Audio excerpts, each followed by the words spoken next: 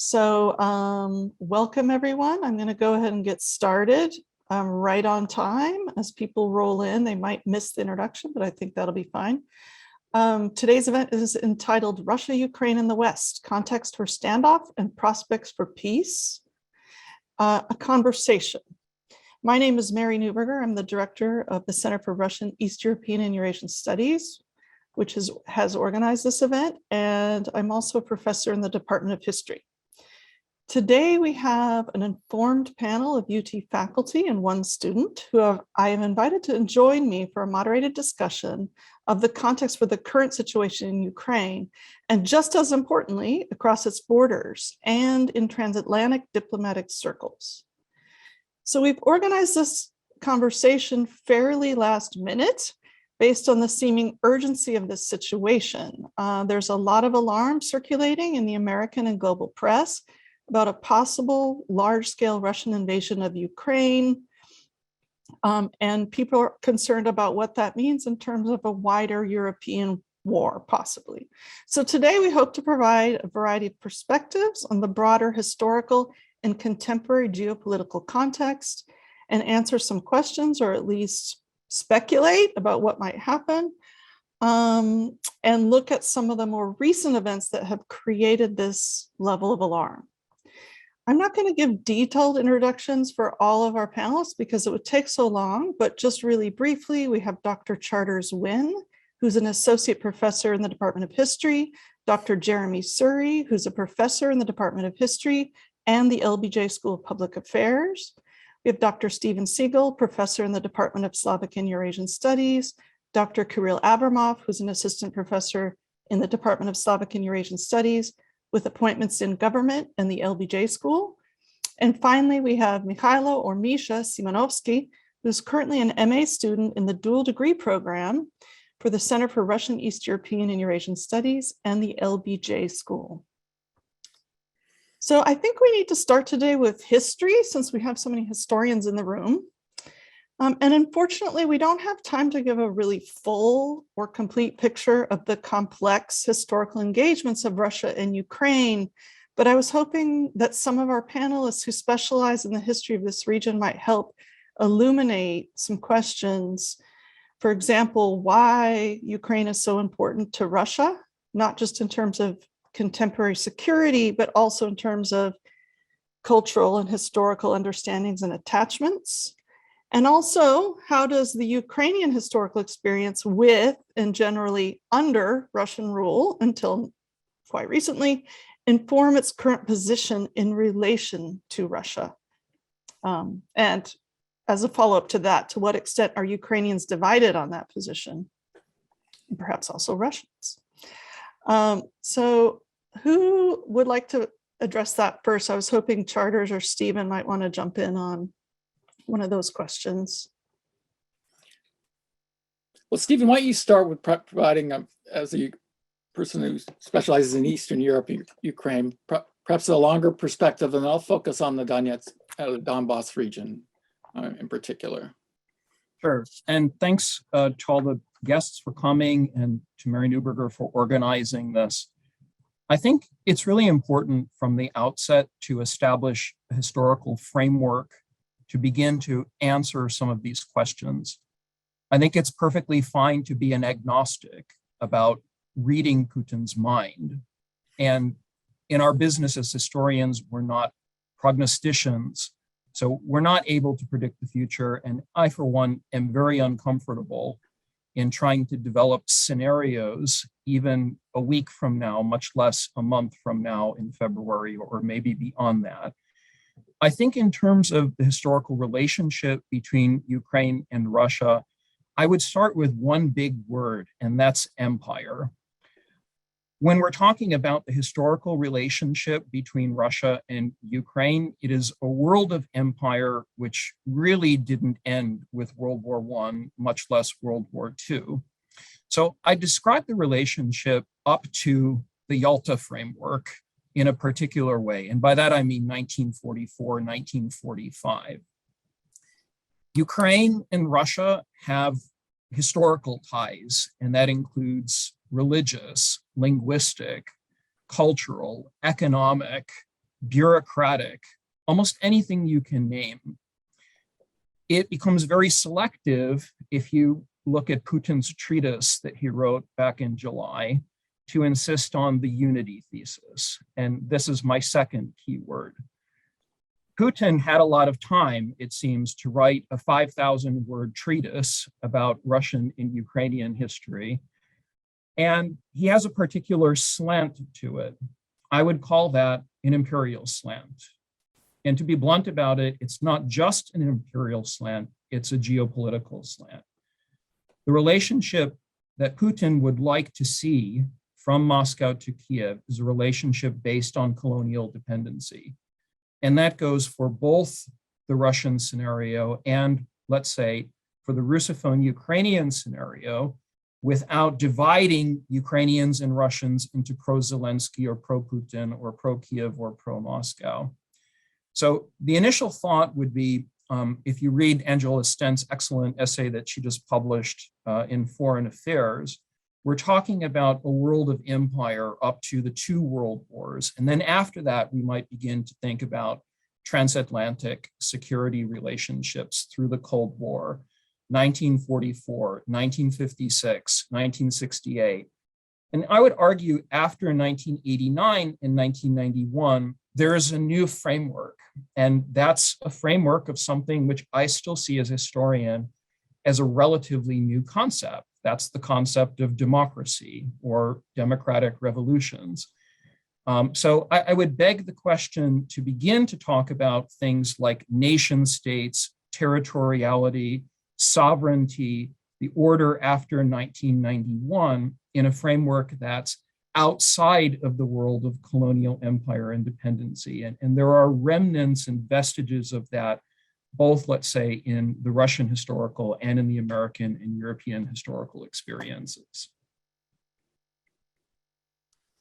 Charters, did you want to follow up Sure. on that? Yeah. So I'm not going to make prognostications either, although if it's likely if Russia does invade Ukraine, it will be through the Donbass. That is where Russia has already supported separatists since for the last 8 years. There's been some 13,000 casualties. And one might ask, why there? Why this part of Ukraine? And it's in this part of Ukraine that at the end of the 19th century, that when Russia was undergoing major industrialization, this was the area that became really the industrial heartland of the former Russian Empire. The Donetsk Basin, the Donbass, is an area that had rich coal deposits, and foreign investors built some of the biggest steel mills in the world. And the problem was, where do you get workers for this the labor force that was necessary for this industrial expansion? And the local Ukrainian peasants were uninterested in working in coal mines or in steel mills. They were relatively more prosperous than Russian peasants, although that's not saying much, but they were forced to recruit Russian peasants from central Russia to come to this part of Ukraine.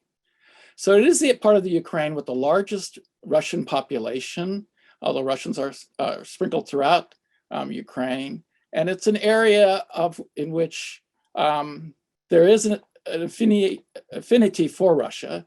Putin's taken advantage of that. He's supported these separatists. He's also offered passports to anyone in the so-called Donetsk People's Republic or the Luhansk People's Republic. I don't know if war is coming. He's got 130,000 troops surrounding the country, but the largest number of troops are outside the Donbass. And if war is to come, it is likely to go through there. And so I was just providing a little historical context for why that might be the focus. And I know Misha is actually from Donetsk, so I don't know if you want to add anything there. I mean, do any of our panelists want to respond to either of this beginning sort of commentary? Misha? I guess Stephen, Misha, go ahead. Yes, I agree with Dr. Wynn and Dr. Siegel in the sense that that Russians, although they do not constitute the ethnic majority in eastern Ukraine, specifically in Donbass, is there is no specifically ethnic tension between Ukrainians and Russians, like Russian Ukrainians. It's more about how you identify yourself as a person. If there is plenty of Ukrainian ethnic people who speak Russian and who believe that Russia is their cultural motherland. So it's not like an ethnic war in that sense. But of course, bringing Russians from Central Russia, as Dr. Wynn pointed out, brought this culture with them, and the intermixing between people and the identity that Ukraine, Russia, and Belarus, by extension, are part of one cultural space. And that's what Mr. Putin is utilizing in building this one Slavic sphere. And he already has a unitary state with Belarus. And the first step would be to recognize independence of Donetsk and Lugansk People's Republics, which the Communist Party in Russia already suggested in the parliament and Duma. And then it would be feasible for Mr. Putin to incorporate those two self-proclaimed republics, as well as Abkhazia and South Ossetia, into one unitary state. Jeremy? So I think this is an incredibly helpful background. I just wanted to add a few more historical data points, and I'm sure others will add others. And there are people on the panel who know a lot more about Ukraine than I do. But I do think it's important that everyone who's engaged in this discussion knows a bit about or at least has flagged the history of Stalinist atrocities in Ukraine. And Charters knows that better than anyone in this discussion, but 20 to 30 million Ukrainians starved to death and killed by Stalin. In my limited experience in Ukraine, that is not ancient history, especially in the western part of Ukraine, but I think also in the eastern part. So just as there are Russian cleavages, there is this trauma, this historical trauma there. And then the other thing that I think is very important is that in more recent history, at the end of the Cold War, after the really voluntary disintegration of the Soviet Union, which is in part led by the Russian leader Boris Yeltsin and Leonid Kuchma, leader of Ukraine, and others, Ukraine becomes a sovereign state. And Ukraine has been a sovereign state since 1991. It is a member of the United Nations. And so the Russian claims and activities in the Donbass have a historical basis to them. But we should recognize that we now have 30 years of Ukrainian sovereignty, and the border, including the area that Russian green men have been occupying, little green men, since 2014 in the Donbass, they are encroaching on United Nations recognized sovereign territory of Ukraine. We can argue over whether that's legitimate or not, but I just think those are historical facts that we need to get on the table.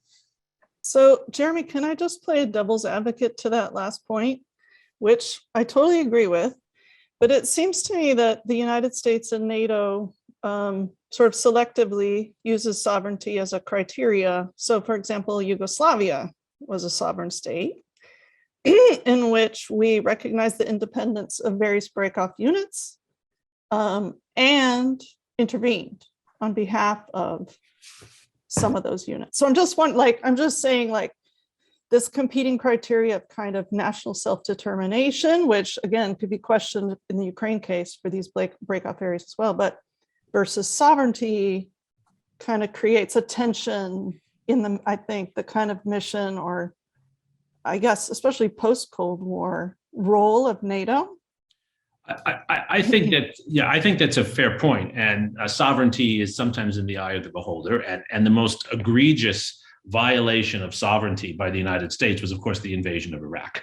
So there's a hypocrisy built into any time the United States now talks about protecting sovereignty. It's ironic, right? Because the Russians and the Chinese have criticized us consistently for violating sovereignty. And now it appears the Russians are doing that themselves. The only difference I would point out with Yugoslavia, we don't have to get into a long debate about that. And you know more than I do about what happened in Yugoslavia. But I will say you did not have one country in moving in and taking control of another from outside, as you have with Russia now. This was the international community. It was in fact the German government that first recognized some of the breakaway republics, and it was the international community and the United States acting as part of an international group of actors, not as a single actor. This is more equivalent to what happened in Iraq. Russia is doing what we did in Iraq, acting unilaterally with the international community against it to infringe on the sovereignty of a state that almost everyone recognizes as a sovereign state. And if you want to say because of what we did in Iraq, we don't have a right to say anything now, maybe so. But my argument would be it was wrong in Iraq and it's wrong here. Okay, well, to be clear, I mean, are you talking about the 2014 taking up Crimea? Because we're waiting, there's no invasion yet, or at least no new one. Well, so yes and no. Yes yeah. and no, Mary. I mean, I'm definitely talking about Crimea in 2014, and I'll be quiet in a minute because I know others have more interesting things to say. I am talking about Crimea in 2014, but back to Charter's points, this disputed area that Charter's laid out so well, Russians have been operating there in that area. They don't necessarily admit it, but they've been operating in that area in ways that we would certainly see as a violation of our sovereignty.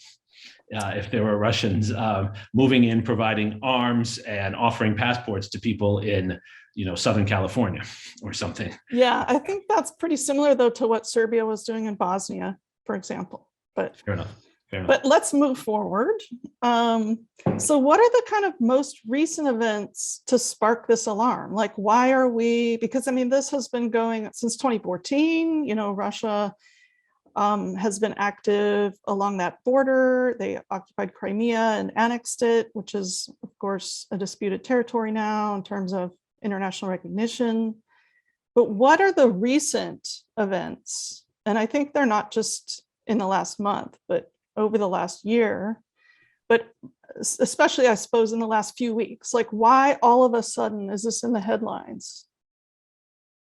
Well, maybe if I can chime in and get included in the conversation. Well, thank you very much, first of all, for organizing this panel. I think it's quite timely and begs sort of the participation and thinking through and interventions of a lot of people, because as just Jeremi was pointing out, this is not, it's a controversial issue. And in my mind, we have at least, before I try to answer why now and what makes it different, to put three other points, which are in my mind are very important. One of them, of course, will overlap, and it's about an aspect of national sovereignty and the ability of independent states to choose their geostrategical orientation without being held while doing so with a gun to their head. Number two, it is about the structure of the IR in the stage of international relations as we know it, and the principles that govern it. And number three, it is about the big question, because this crisis, I agree with the excellent article that appeared in War on the Rocks, which is associated with UT, by our colleague Michael Kaufman. This is not a question only about Ukraine. It's a question about Ukraine, NATO, and the post-World War II order. And that is, so my second point, so first one, sovereignty, who gets to decide, about their geopolitical orientation? Will we accept something that Russian foreign policy has been revisiting, and you, Mary, mentioned it, the example of Yugoslavian intervention, legitimate, non-legitimate, justified, in what occasions?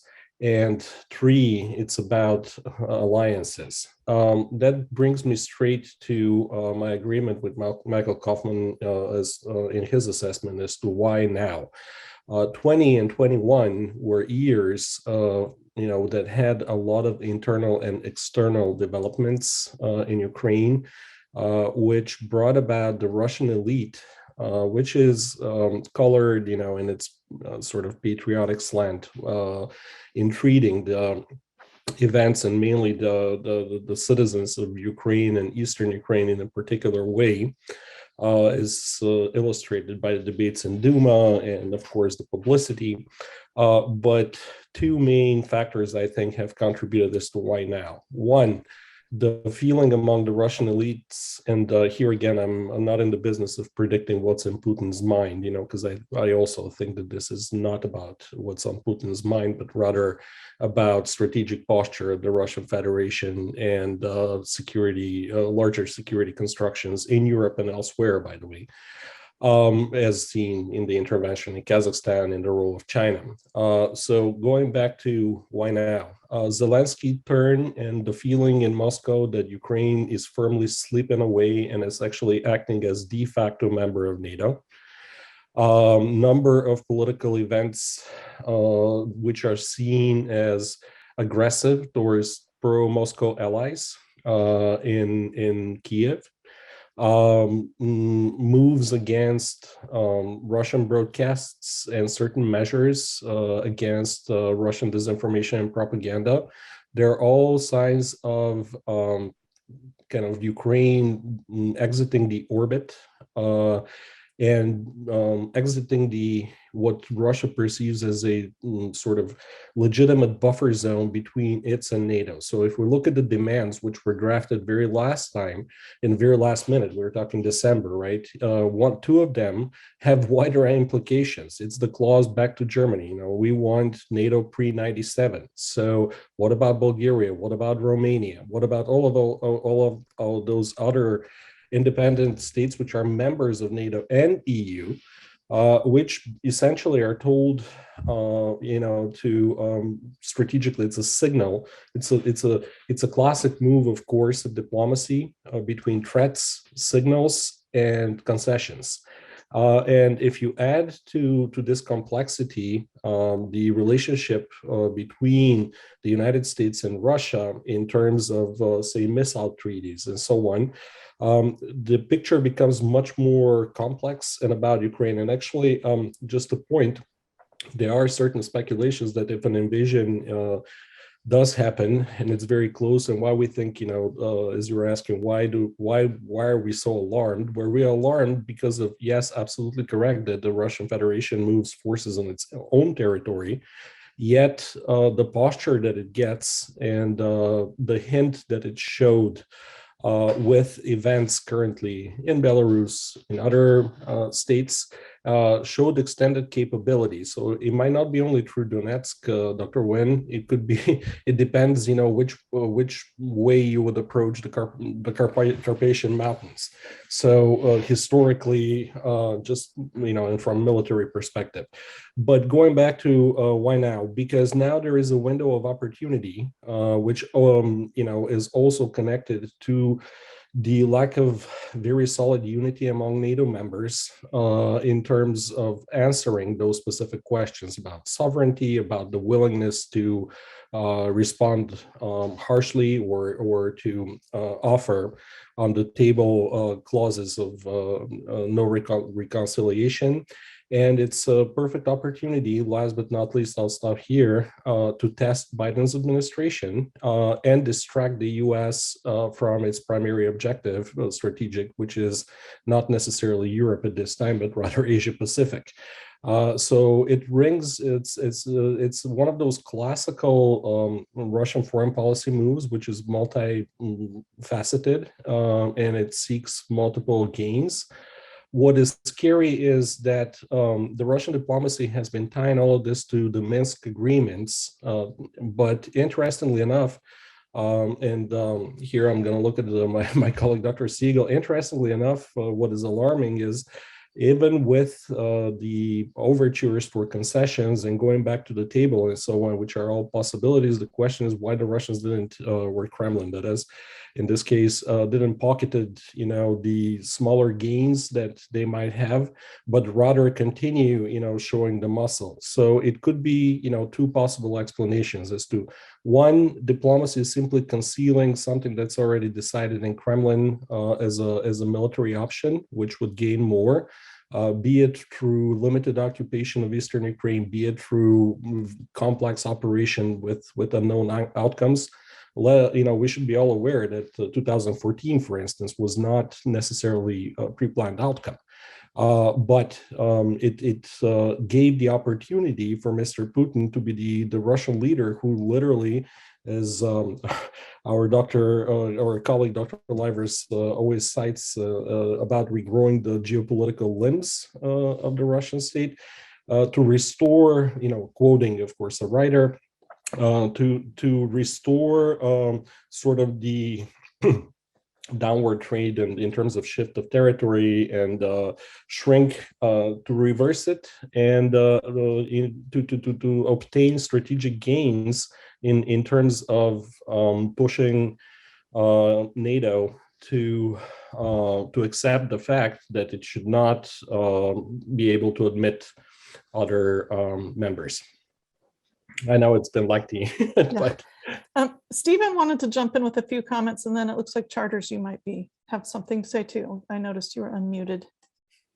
I just have a couple of very quick points, and it's really a matter of vantage and scale. In my view, we should be asking the Ukrainians what they want, period. And in that sense, you're not going to get a single answer. You'll get one person with 5 different opinions. We're talking about a country of 44, 45 million people. But if we actually squarely and firmly believe in the idea of sovereignty as a way to uphold the existing order, as an international order and as a security order, that encompasses 30 countries, right, who are part of the North Atlantic security structure, NATO. It encompasses 27 countries who are part of the EU. They can't agree on anything. And that's really a point to emphasize here. So the second part to this, why now, is this real diplomacy?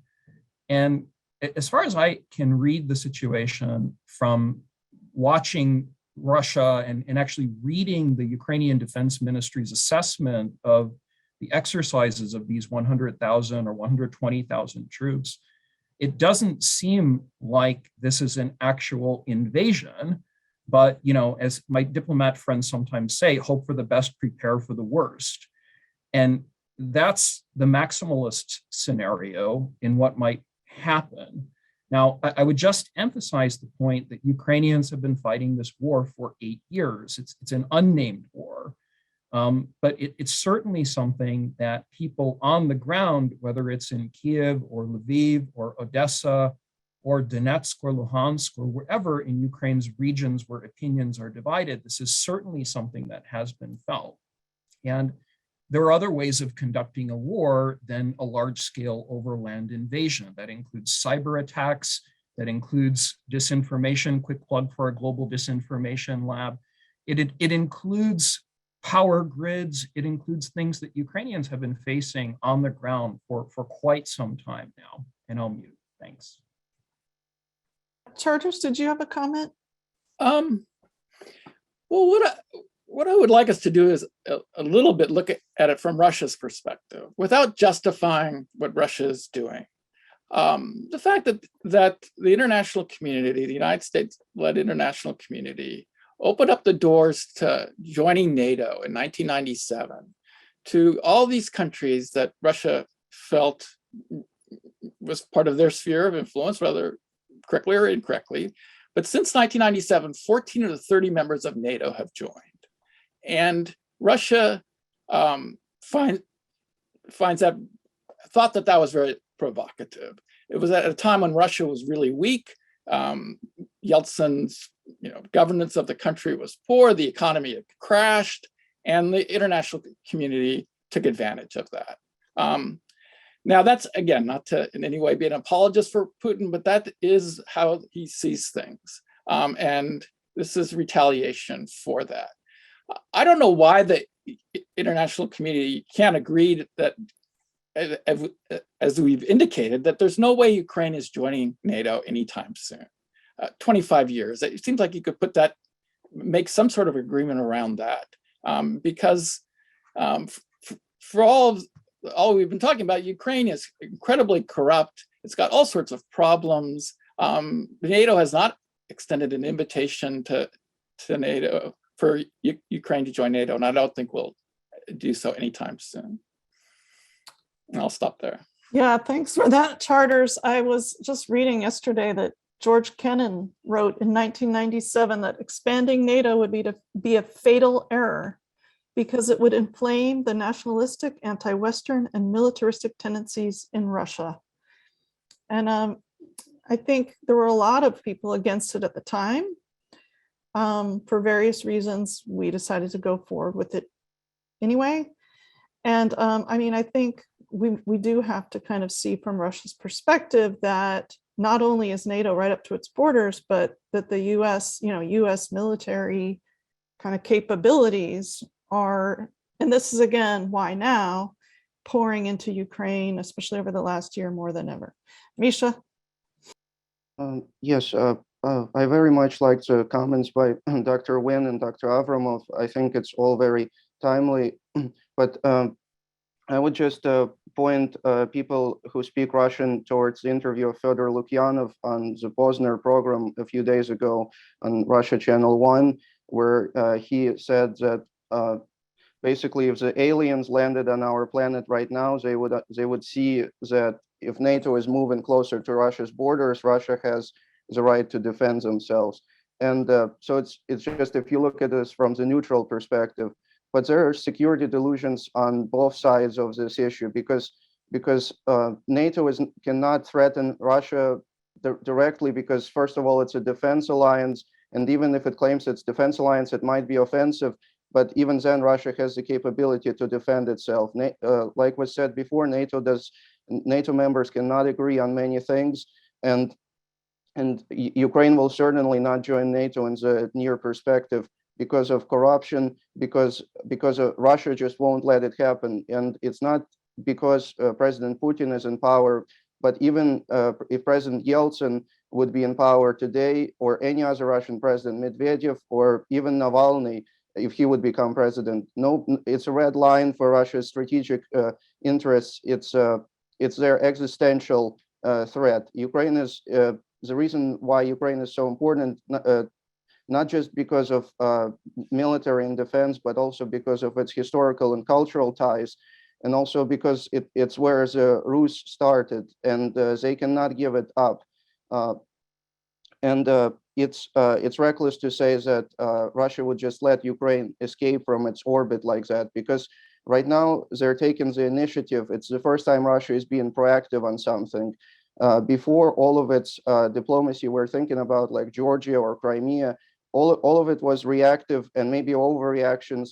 But right now, it's the first time they've decided we're going to put troops on the border. We're going to let them stay there, and we will see what the West does. And the West did even more than they've ever predicted. As everybody here is terrified of this in Ukraine, while even Ukrainian hawks, such as the director of National Security Council, Mr. Danilov, even he said that there is no threat, and Ukrainian government always said there's a threat, and they always have something to gain from this financially, and right now they're getting weapons and financial support, but Ukraine's economy is fallen because of this hryvnia. The currency is devaluating. People are suffering on top of all the inflation that's already happening.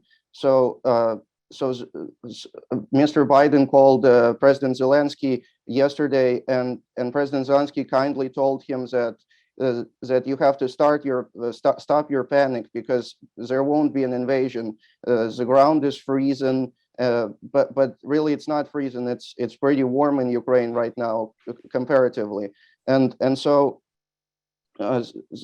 Russia is just seeing all this, and they're happy with it, I think, because by low cost, they're getting a seat at the negotiation table for the first time in those 30 years. And like Dr. Seegel said before, revising the whole post-Cold War framework, all of the security arrangements in Europe, and first time the United States and other NATO countries say, okay, let's sit at the table with Russia, let's hear what they have to say.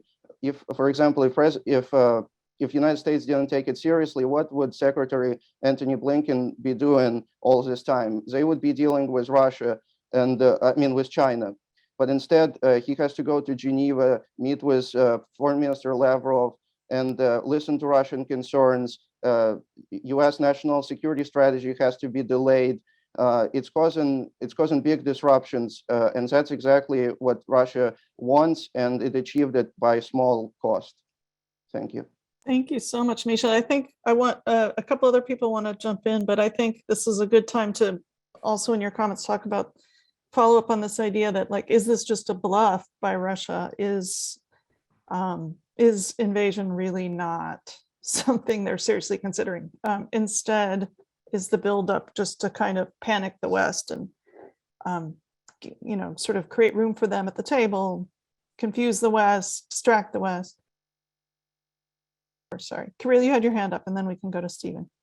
I think Jeremi was, before me. Sorry, Jeremi, do you want to? No, it's okay. It's okay. Kiril, did you want to go first? I'm fine. No, go ahead, Jeremi.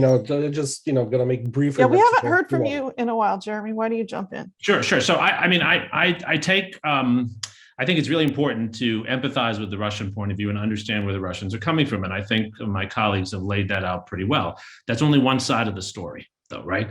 There are at least two other sides of the story that are really important here, right? I'm not going to speak for the Ukrainians. That's a very complex story. As Stephen already said, you bring a group of Ukrainians together, and it's like bringing a group of Americans together. You're going to get very different points of view, right?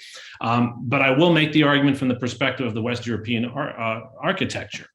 And you quoted George Kennan, Mary, who, as you know, is one of my heroes. Kennan was always against the creation of NATO from the start. So the fact that Kennan opposed the expansion of NATO doesn't really tell us much, because he didn't want NATO created in 1949 to start with. His vision was of a more holistic Europe. One of the few things that has succeeded since 1991 is the creation of an economic and security architecture that encompasses most of Europe, not all of Europe, but most of Europe, that encompasses the space that was the center, the cockpit for the most destructive wars and the most genocidal behavior of the century before that, right? And that has been put together through the European Union, through NATO, not by the United States alone. In fact, often in spite of the United States, truth be told, right? And that security architecture has worked incredibly well, not perfectly, but you can't find a better one, and you really can't find 30 years in history for that region that has been this secure. Russia, for its own reasons, and Putin, for his own nationalist view of Russia's security interests and economic interests, wants to bring that security architecture down for the very reasons that have been articulated, because that security architecture diminishes Russian power in Europe. And as Sergei Plokhy and others who have written about this have pointed out quite a lot of detail, the Russian Kievan Rus myth, there is some historical basis to it, but Russia is as Mongol as it is Kievan, right? That myth is a Europeanist claim to power in the continent. And Russia, for about 50 to 75 years, had the requisite economic and military power to make that claim. They are no longer a great power at that level. Now, it sounds terrible for an American to say that to Russians, but we did not make that happen. That is the nature of where the Russian economy, Russian birth rates, Russian everything, at every measure, where you look at Russia relative to Western Europe and the United States and China. And so Russia might have had a sphere of influence in this area. That might have been the reality of the geopolitics. Now Putin is trying to punch way above his weight, acting far more aggressively than the Western security architecture can permit. And so we do have to make a choice here, right? We do have to make a choice. I would make a humanitarian case for the Ukrainians, but let's go beyond that, right? If we care about this West European architecture, security architecture, which includes defense against cyber attacks, all sorts of other things, defense against an entity using nerve agents to kill people in London and elsewhere, right? Which clearly breaks the rules, right? And has been done repeatedly. This can't be tolerated. And so whether we empathize with Russians not liking the loss of their sphere of influence or not, the geopolitical realities are that our interests as a country and the interests of most of Western Europe are on the protection of the West European security architecture, which requires the defense of Ukrainian sovereignty. And I don't see any other way of getting beyond that. I think the history clearly points in that direction. We can like it or not like it. That's the reality as I see it. Well, Okay, Kiril, yeah, why do you follow up on that? thank you very much. Well, I think Jeremi started in this particular direction, so I'm not going to reiterate. I'm just going to support and ask only one particular question towards Misha and then towards asking Jeremi to comment. While I completely agree with Jeremi's argumentation, there is no other way to think about it. And I would just add, Jeremi, that it's not only Western Europe, Central and Eastern and Southeastern Europe is in that basket as well. Because again, going back to the demands which were drawn, and this is the question to Misha.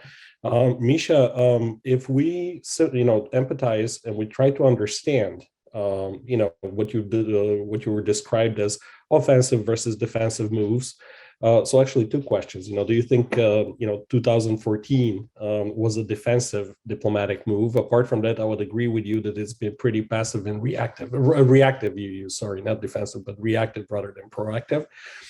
So my question to you is, why do you make, just to bridge what Jeremi was saying, exactly now, why do you make demands that that you cannot be met by any reasonable elite? That's a political suicide, like in all of the EU countries. If you come and say like, oh, by the way, tomorrow, we want you to, move away, all the equipment and bases and, exit NATO.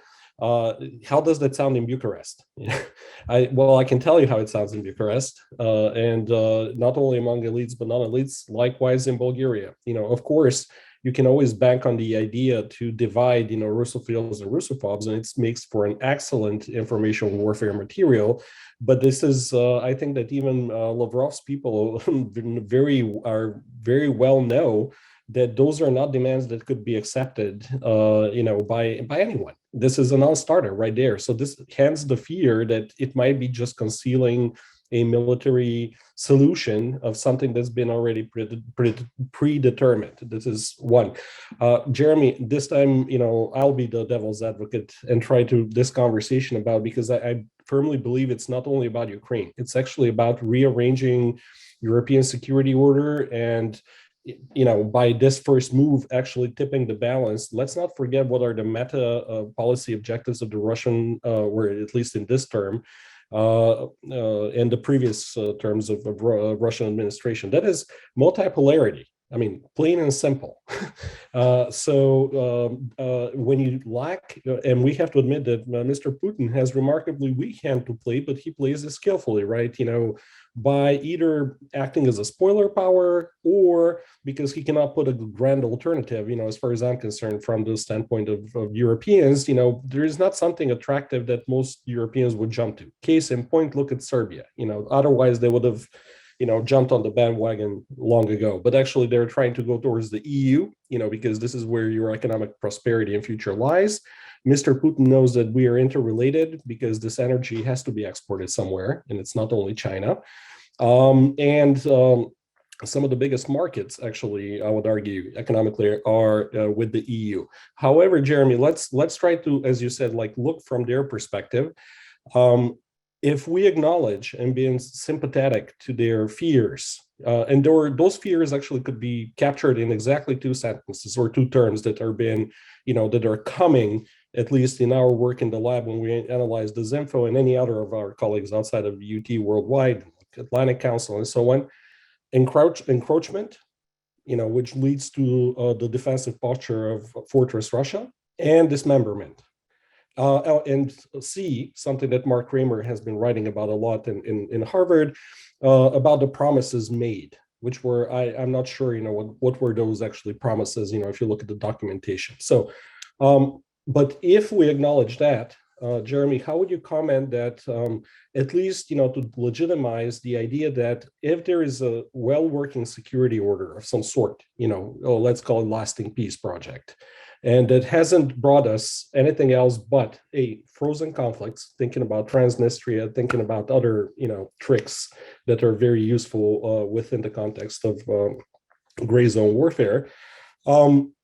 Moscow feels that this is an order that they're not stakeholder in. So how would you respond to that? Because this would be one of the biggest concerns, even now, if tactically somehow they get what they want, partially, because now he has to talk to domestic audiences, that is Putin, to deliver, on the tough talking and saber rattling. The long-term concern is, what do we do? Do we make, they don't want to become a member of NATO, or what other solutions can we look at beyond the crisis mode interventions? Just quickly, because I think it's a big question. I'll just give a quick answer. Great question. I think every American president since George W. Bush has recognized exactly this problem and has tried to include Putin. Our policies have actually often been policies of engagement, trying to hold him close. Remember, it was George Bush who said he looked in his soul, right? He said he looked in Putin's soul. Putin was part of the G8. There have been efforts repeatedly to include Russia. The problem is that Russia does not want to be included as one among many. They want to sit in the perch with certain control over a particular zone in Europe. And quite frankly, no one has a right to do that. But Russia doesn't have the requisite economic and military standing for that claim. And that's the problem. And why do we know that's the case? Well, because these countries that in the past were completely dependent upon Russia are not. And that's the story of NATO expansion. I have mixed feelings about NATO expansion, but what I will say is that there's a reason why Poland and the Baltic states and others want NATO, right? It's not because they love the United States or love NATO, right? It's because they don't recognize the Russian claim as legitimate to dominance of that sphere anymore. We have tried to bring Russia in as one of many, but as long as Putin wants to be in control of that area, this is unbridgeable. Stephen, did you still want to follow up on a past comment? I'll defer to the next set of questions. Thanks. Okay, Misha, did you want to respond to what Kiril asked you there? Yes, I think right now Russia is on the offense to defend itself, or whatever it perceives as defense, because they feel they can do it right now. And although we can say that they don't have the economic or military might to do this, they're doing it. And that's why we're on this panel, is because they're doing it effectively and efficiently. That's most important for them, efficiently without high costs. And they think they're appealing on many fronts. On the hypocritical front, saying that why does the United States have Monroe Doctrine and we can't, like any of our dealings with Nicaragua, Cuba, or Venezuela, come under heavy reign of Western sanctions or like statements from the State Department, and why does the U.S. basically made Ukraine into its client state? And they're appealing on the legal front, saying that you've made all those promises in the 90s. And yes, of course, it would be. It seems not very logical that Russia is returning to that question now, but it's also logical because right now they feel they're at their strongest point relative to the West. West is weak, and Russia is relatively strong in this region particularly. And U.S. can't do anything about this time. If Russia even decides to invade Ukraine, they can do it, and the West won't put any NATO soldier on the ground there. And it has already been indicated by Mr. Jens Stoltenberg, the Secretary General of NATO, and by President Biden himself. So Russia just wants this more, and just because they wanted more, they're going to achieve more concrete results, and more. They're going to be relatively better off than the United States. And they're not going to get everything. Like Dr. Avramov was saying, yes, they've put out those outrageous demands or requests or suggestions, as Russian TV calls it, but the point of them is to get somewhere in the middle, or they maybe not even in the middle, but they will get something out of this time around. And I think, contrary to what Dr. Seegel said, the solution here is in Minsk implementation, because although Russian TV and Russian officials are claiming this is not about Ukraine, this is about larger architecture. And yes, it might be their dream that it's about larger architecture, but it came to Ukraine. They've put their troops around Ukraine. There is no threat to Poland, to Baltic countries, however much they want to emphasize it, there is no threat to them. And it's all about Ukraine, and Minsk implementation provides Russia the safety leverage that they think would stop Ukraine from joining NATO, and that's the Donbass autonomy. They still want to include Donbass into Ukraine on their terms, and Ukraine is not really keen on doing that, because President Zelensky, even though he claimed to be a peacemaker, a dove, he became a hawk, even more of a hawk than President Poroshenko before him, saying that why is NATO not taking us? So tell me yes or no. And NATO countries and the United States are getting increasingly frustrated with President Zelensky. And they also have a point, because they can't directly tell him, no, you're not joining NATO in 50, especially at this time, they can't tell him that. You're not joining NATO in the next 50 years or 20 years or whatever. But he puts them on the spot for this continuously, and Putin doesn't like that. Putin also doesn't like that U.S. is sending its arms and military hardware to Ukraine right now, and he basically wants to reintegrate Donbass on his terms, so that Donbass can sway the election ballot in the end. But Ukraine is already on a completely different train, going to NATO, going to EU. They're thinking they're going there, but we don't know where they will end up. But Donbass will derail that completely, even though they're capitalizing on sovereignty, on territorial integrity. In reality, that would crash all of Ukraine's current plans that have been going on for now 8 years, claiming about NATO membership and Western values and all of that stuff. But if we look even at the statistics right now, there's 46% of Ukrainians who want neutrality for the country versus 40% who want NATO membership. There is more Ukrainians who want the country to be neutral because they recognize that Russia is a proximate neighbor. You can't escape geography in that sense. US is too far away, and other countries in NATO just don't have the capabilities or intentions to help Ukraine so massively. And we don't, and Donbass reintegration will cause even more support for neutrality / closer ties with Russia. And the West, just like Ukrainian current leadership, don't want Minsk implementation. Yes, because it's written on Russia's terms, but Ukraine has also signed it. President Poroshenko's signature is right there, and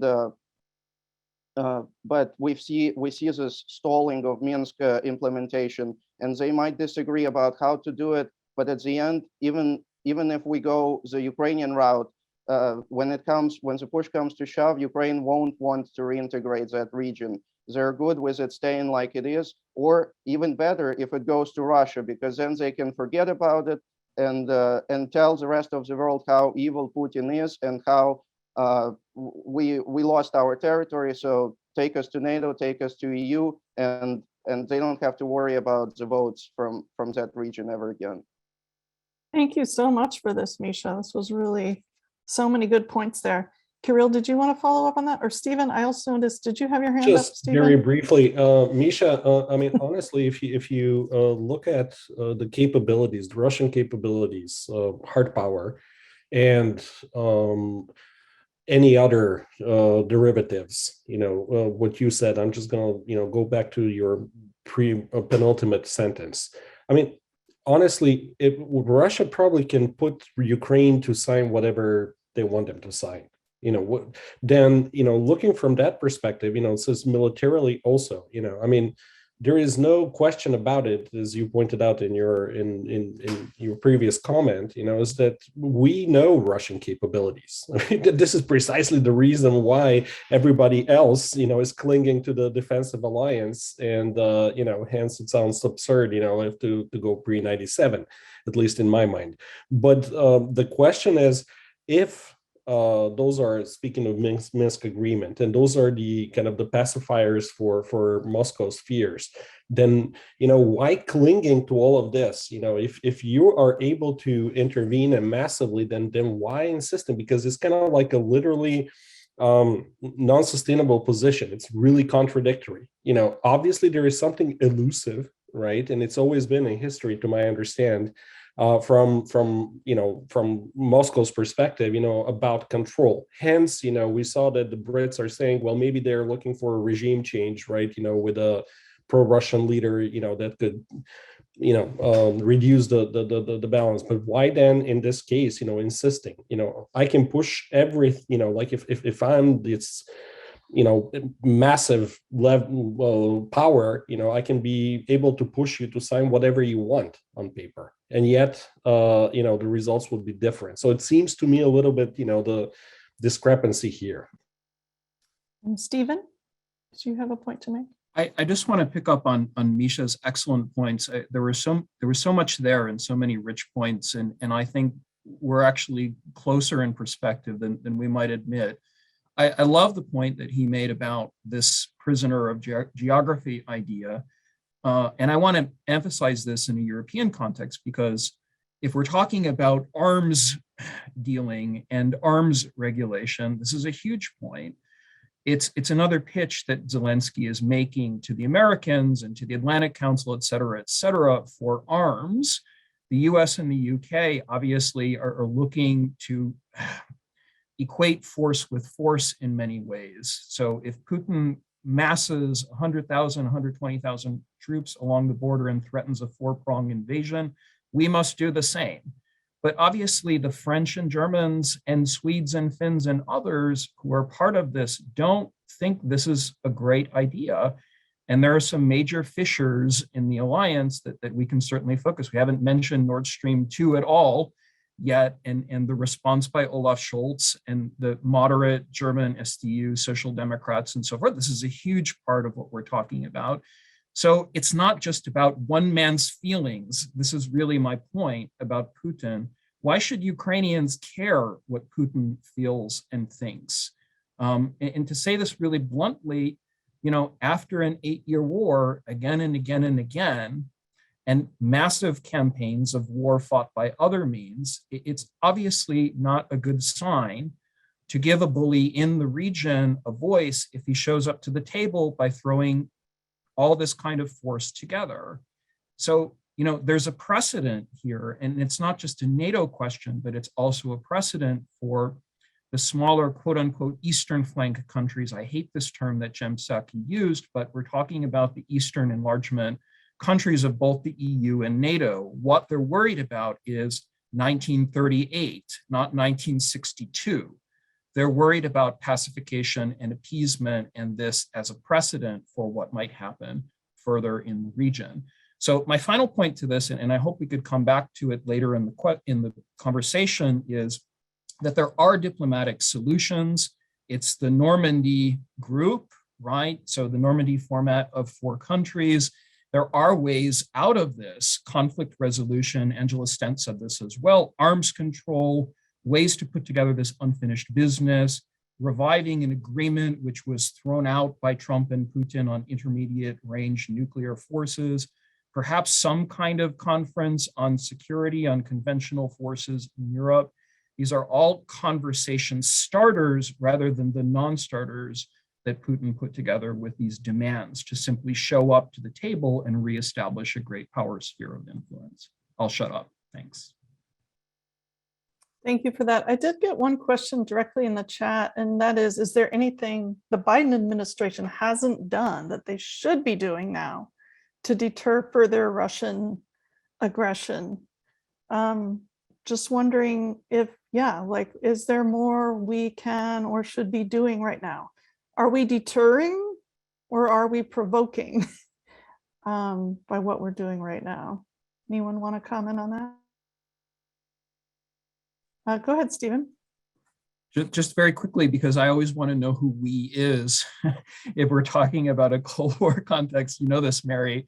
I think when we're talking about a Cold War context, to go back to your earlier question, we have to deal with the relationships that Putin seems to be building outside of that framework. And that would include China and India, for that matter, these countries on his larger geopolitical map of 2020s, when these are countries which perhaps as authoritarian regimes can interfere in other countries' sovereignty.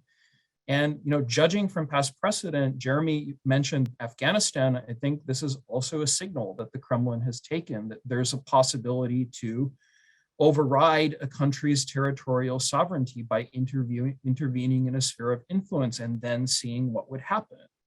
I think in many ways, if we're asking about timing, why now? This is another one of the Kremlin's test balloons to see what the reaction of the West, us, quote unquote, the Euro-Atlantic or transatlantic relationship might be.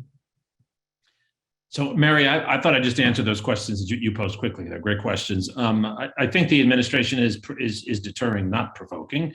If you look at the number of forces that Putin has massed on the border, the Russian-Ukrainian border and in Belarus, and the relatively small number, and also the repeated statements by the president that the United States, and everyone knows this, has no interest in actually sending our own forces onto the ground in Ukraine, and that we do not intend to do that. So the administration is doing everything it can to be deterrent and non-provocative. What should they be doing that they're not doing? As I've said elsewhere, I think Putin needs a face-saving way out. Assuming he doesn't want to go to war, he might. And he might have rational reasons. My colleagues have pointed to some of those, right? But assuming he doesn't want to go to war, we cannot expect that he will just say, okay, I changed my mind, and pull his forces back. We have to give him a way out. We have to give him a face-saving way out. And this is actually where the world of diplomacy is so important, right? We need diplomats, and I don't know if this is happening within the United States and Europe and elsewhere, that are coming up and proposing ways for Putin to back down that also allow Putin to claim victory. Diplomacy works best, and war is avoided when both sides can claim they've won. And so we have to give him a face-saving way out without giving in on the things that we don't want to give him. That's the world of diplomacy. If we're not doing that, we should be doing more of that. And even if we are doing it, we should be doubling down on trying to find face-saving ways for him to get out of this. Absolutely. Thanks. There's some more questions in the chat, and without reading that whole long question from Rebecca, I mean, the essence of at least the first part of it is, why is there a disconnect between, I guess, our own panic over this situation and the fact that Ukraine is saying, don't panic, it's not going to happen, don't pull out. They're upset that everyone's pulling out their diplomatic actors and fleeing. And this is something Misha brought up. So why this distance? In other words, Ukraine seems less worried than we are, at least officially. Is that the essence of it, Rebecca? No, so I'm sorry. That's Okay. actually not what I meant at all. Okay. I'll just try to say briefly. Sure, great.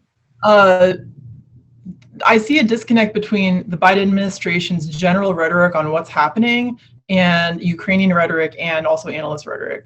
So, like, for example, there was this phone call yesterday between the Biden administration and Zelensky, and the Ukrainians are saying that conversation, what came out of that conversation was that Kyiv needs to prepare for impact, that there's going to be an imminent Russian invasion.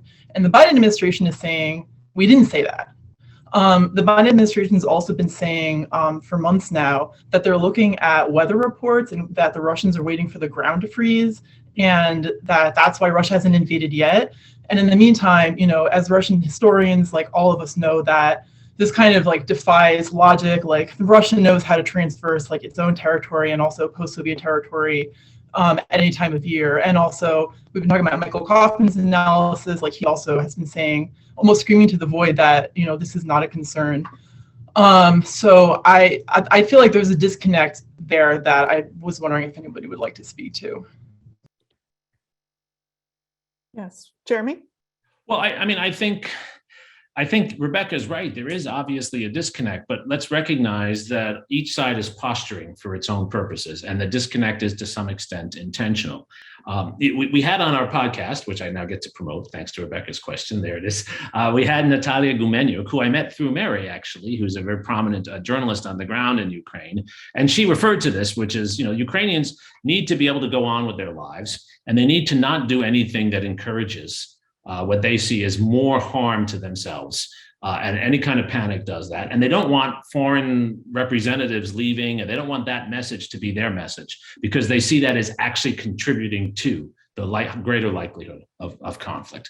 The Biden administration, on the other hand, is talking up the problem to try to mobilize people to deter Russia.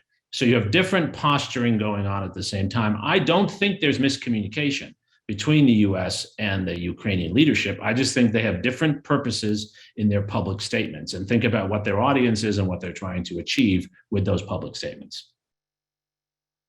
There's also a question in the chat about Belarus. Oh, sorry, Stephen, you can also follow up on that one if you want. Or there's a question about what role will Belarus play in the Russian-Ukrainian conflict, given the situation Belarus is in?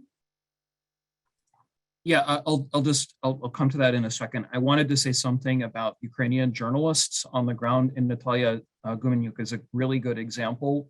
We should be listening to their voices. So, I mean, if you're not on Twitter, public facing, this is a really good opportunity to do it. Take a look at Jeremi, take a look at Misha and me and Kiril and others.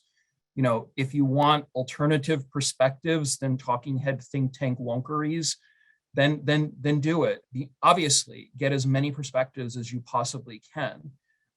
As for the question that Rebecca asked, I really like this notion of disconnect and posturing. I think so much of the diplomacy that's going on at this moment in 2022 is posturing and performing for domestic audiences. And that is a claim, in terms of timing, because the idea that Russia is strong or Russia is weak or the United States is a failed state or Ukraine doesn't exist as a nation or state is obviously a mode of performance. And there's really nothing new to those claims. That's certainly going on in the American context as well. So, the disconnect that's there is largely a disconnect between people who are sort of playing to their constituencies in a very vulnerable way, and then trying to do geopolitics or diplomacy at the same time. On the Belarus point, and I think this is another narrative which hasn't been considered yet, when we're talking about Belarus, we're also talking about imperial overstretch. And this is not American arrogance, as like Walt wants to claim, but it's actually a form of Russian imperial overstretch. The Belarusian Revolution of 2020 was led by women, right, in August of 2020. It was a popular revolt. What happened in Kyrgyzstan with President Tokayev Kazakhstan, is another really important moment. Tokayev, by inviting force into the country, has pretty much lost his constituency for the immediate moment, but maybe not for the long term. We shall see. I think that the reason we're discussing this particular kind of scenario where there are diplomatic off-ramps is at a moment in time when there are a lot of really vulnerable political candidates. Putin is not one of them, but most certainly the Biden administration knows what's going on. Zelensky too, with the Ukrainian election upcoming in 2024. When you said vulnerable, I thought you meant also the US politicians, which I think is also true. Absolutely and tied true. to posturing. It's a good point. Sorry, Kiril, did you want to follow up on that? And if so, can you also talk about, someone also asked about Poland, like what does this mean for Poland? Well, I don't know if you want to I talk just about that. wanted to agree and connect something, and I would like to thank our colleague Maria Sidorkin actually of putting perspective from internal Russian side as well, non-elite that is, and agree with Stephen. He mentioned, and Jeremi, they mentioned something very important. First of all, context and why the disconnect following from Rebecca's questions, like what does that mean the call did not go well, right? And who says so? It is, in my mind, if we apply sort of theoretical lenses, it will be a pure game of political signaling and trying to extracting gains, on the internal front first. That is either to export pressures and distract and so on.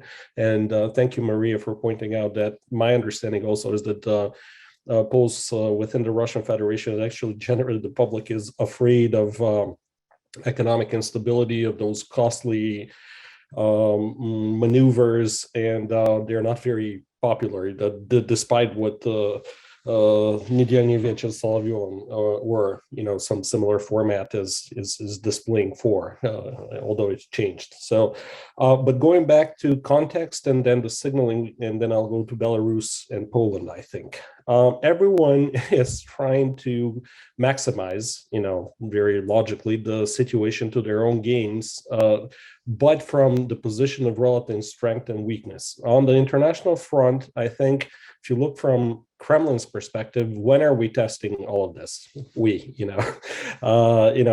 If I be sitting in Kremlin, well, right after the U.S. withdraws from Afghanistan.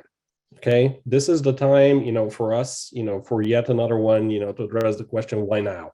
Well, now because it is good time to show, as Jeremi was showing, to throw a larger shadow, or cast a larger shadow than actually, you actually yield and distract, and also, turn to Beijing and tell them, well, look, we're, within the triangle and the war games that we're doing together and the military cooperation, see, this is the way to diminish American power, distract them, and relieve a bit of pressure on you. On the European front, for for people like Batka, you know, I mean, this is a golden opportunity, as Stephen was saying, after 2020, you know, to demonstrate, you know, close and seize the initiative, because you're vulnerable. Same goes, you know, as the Stephen, as you were mentioning about Kazakhstan, you know, so you need to use the situation as much as possible. And if you are buying into this sort of this aggressive posturing and you take a side on it, you appear to be strong when actually you might not be that strong, you know, internally. As per the elites, especially the very hawkish elites in Poland, you do have the opportunity again to signal to your internal audience the resilience and the determination of opposing this. Whether and we're not, and I'm not attaching value judgments here. It's just from practical perspective. All the involved players are trying to extract the maximum, hence the explanation of Zelensky behavior. After all, yes, you know, he started as a dove and, you know, his position has evolved radically, but it is, after all, a game of politics. So you need to signal to your own constituents, but also to the external actors as well, and extract the maximum of the situation, as bad as it is. So we're kind of running low on time. I have my dog might be barking in the background here in a second, but there's a couple important questions in the chat about sort of military questions related to if Russia decides to invade, you know, what indicators might we receive beforehand and what will a successful invasion look like? And then there's another question about what capability does Ukraine have? I mean, can they hold back, I guess, a Russian invasion? Misha, do you want to talk about the defense statement? I think that was really important. Yes, I wanted to talk about the disconnect between intelligence and the Ukraine and United States, because I think that's very important, and we will see more of that as United States can't really back down from the imminent invasion statement. It's pretty strong. It's like saying Putin is a killer. You wouldn't hear those kinds of statements during the Cold War because they would have immediately escalated the situation. But we hear them all the time right now. And we've heard, we see the disconnect between France, Germany on one side, and on another side, UK and US. And so far, UK and US have been wrong almost all this time, because most of those troops, according to military expert Sim Tak, who was with the Stratfor for many years, most of those troops, except for 15,000, 3 brigades, have been there since April. And so we don't really see, and they're not exactly on the border, to understand. They're not sitting on the border waiting for Putin to say, let's go. They're sitting at the stationary points, and there is military equipment from the Eastern Military District in Siberia that's being moved to Belarus right now. But the thing it is, it's unmanned. That's number one. Number two is they're not trying to hide it. They could do it much more covertly. It's going through the railroad. They're allowing Western satellites to pick it up and to translate it to show it to the whole world that Ukraine is basically surrounded like a horseshoe surrounded, and they're using that Lukashenko can do whatever Putin wants at this point, and he will even add some more to that. And I think the bad intel is connected to what's happening in Ukraine. There is very low Ukraine expertise as well as Russian expertise in intelligence community, both in the United States and as we see now in the United Kingdom too.